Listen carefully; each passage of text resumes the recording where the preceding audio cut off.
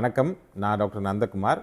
ICU பற்றிய தவறான கருத்துக்களை தெளிவுபடுத்துகிற வீடியோ சீரீஸில் இது 4ஆம் பாகம். ஸோ இதில் என்ன பார்க்க போகிறோம் அப்படின்னு பார்த்தீங்கன்னா, ஐசியூவில் அட்மிட் ஆகிற பேஷண்ட்ஸ் எல்லாருக்குமே வலி ரொம்ப அதிகமாக இருக்கும். நம்ம பண்ணுற ட்ரீட்மெண்ட், அதுக்கப்புறம் எவாலுவேஷன், லேப் டெஸ்ட் எல்லாமே அவங்களுக்கு ரொம்ப வலியை கொடுக்கும் அப்படின்றது ஒரு தவறான கருத்தாக இருக்குது. எடுத்த கருத்து கணிப்புலையும் 50லேருந்து 60% மக்கள் அதுக்கு தான் ஓட் பண்ணியிருக்காங்க. இதை தான் இந்த வீடியோ சீரீஸில் இப்போ தெளிவுபடுத்த போகிறோம்.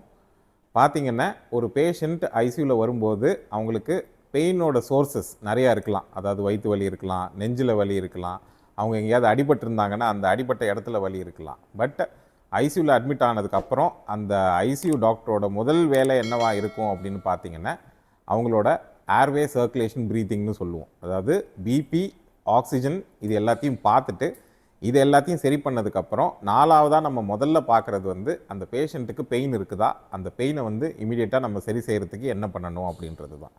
ஏன் அந்த வலியை இவ்வளோ முக்கியமாக எடுத்து நம்ம மேனேஜ் பண்ணுறோம் அப்படின்னு பார்த்தீங்கன்னா, சயின்டிஃபிக்காகவே வலி இருக்கும்போது எந்த பேஷண்ட்டுக்கும் எந்த விதமான வியாதியாக இருந்தாலுமே அந்த வலியால் நிறைய ஹார்மோனல் சேஞ்சஸ் பாடியில் நடக்குது. அந்த ஹார்மோனல் சேஞ்சஸ் அது என்னெல்லாம் பண்ணும் அப்படின்னு பார்த்தீங்கன்னா, ஃபார் எக்ஸாம்பிள், இதய துடிப்பை அதிகப்படுத்துறது, பிபி அதிகப்படுத்துறது, ஒரு காயம் இருந்தால் அந்த காயம் சரியாக ஆற விடாமல் தடுக்கிறது, இந்த மாதிரி நிறைய பின்விளைவுகளை ஏற்படுத்தலாம்.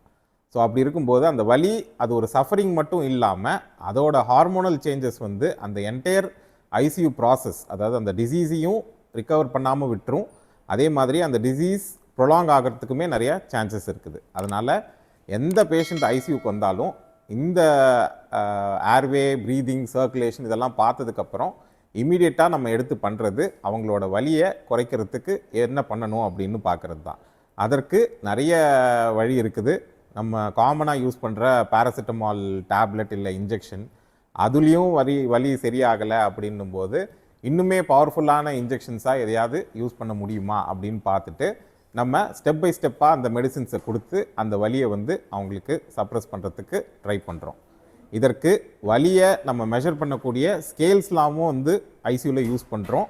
இந்த ஸ்கேலை 0 to 5 இல்லை 0 to 10 அப்படின்னு வச்சு அங்கே இருக்கிற ஸ்டாஃப், டாக்டர்ஸ் எல்லாருமே எவ்ரி ஹார், ஈவன் சொல்லப்போனால் ஈவன் ½ an ஹவருக்கு ஒரு தடவை, 1/4 மணி நேரத்துக்கு ஒரு தடவை அந்த பேஷண்ட்டை மானிட்டர் பண்ணி அந்த ஸ்கேலை 5னா பெயின் அதிகமாக இருக்குது, 0னா பெயின் இல்லை அப்படின்னு மெஷர் பண்ணி அதற்கான மருந்துகளை கண்டினியூஸாக கொடுத்துக்கிட்டே இருப்போம்.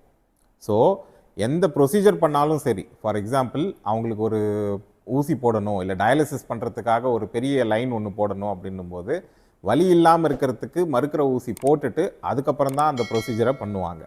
அகைன் ப்ரொசீஜர் பண்ணும்போதுமே நிறைய ப்ரோட்டோகால்ஸ் இருக்குது, அவருக்கு எந்த பெயினும் இல்லாமல் அந்த ப்ரொசீஜரை எப்படி பண்ணணும் அப்படின்னு சொல்லிட்டு. ஸோ இதெல்லாம் பார்க்கும்போது எந்த ஐசியூலையும் எந்த ஐசியூ டாக்டரும் சரி, அந்த ஐசியூ டீமும் சரி, அந்த பேஷண்ட்டுக்கு வலி இல்லாமல் கம்ஃபர்டபுளாக வைக்கணுன்றது one of the prime goals of care.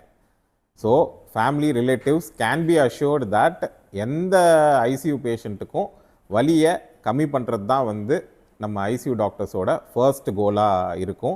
So அதனால் ஐசியூ உள்ளே போனதுக்கப்புறம் பேஷண்ட் கம்ஃபர்டபுளாக இருக்கிறாங்க அப்படின்றத நீங்கள் தாராளமாக நம்பலாம். இந்த வீடியோ உங்களுக்கு ஹெல்ப்ஃபுல்லாக இருந்தால் ஷேர் பண்ணுங்கள். டவுட்ஸ் எதுவும் இருந்தால் கமெண்ட் பண்ணுங்கள்.